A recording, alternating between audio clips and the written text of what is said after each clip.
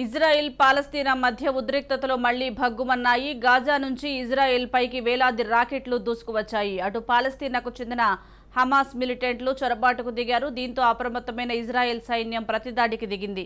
తాజా పరిణామాలతో ఇజ్రాయెల్లో యుద్ధ మేఘాలు అలుముకున్నట్లు సైన్యం ప్రకటించింది. అటు ఇజ్రాయెల్ సైన్యం హమాస్ మిలిటెంట్ల మధ్య భీకర కాల్పులు జరుగుతున్నాయి.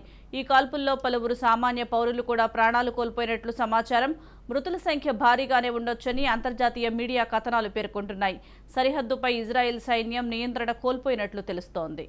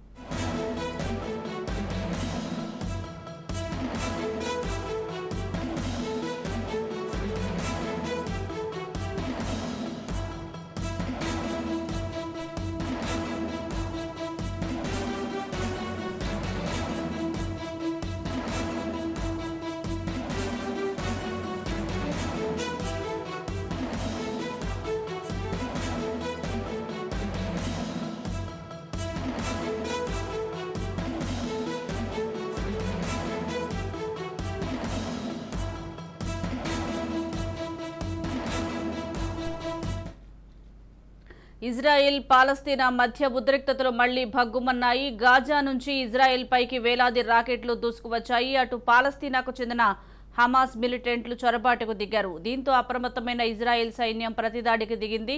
తాజా పరిణామాలతో ఇజ్రాయెల్లో యుద్ధ మేఘాలు అలుముకున్నట్లు సైన్యం ప్రకటించింది. అటు ఇజ్రాయెల్ సైన్యం హమాస్ మిలిటెంట్ల మధ్య భీకర కాల్పులు జరుగుతున్నాయి.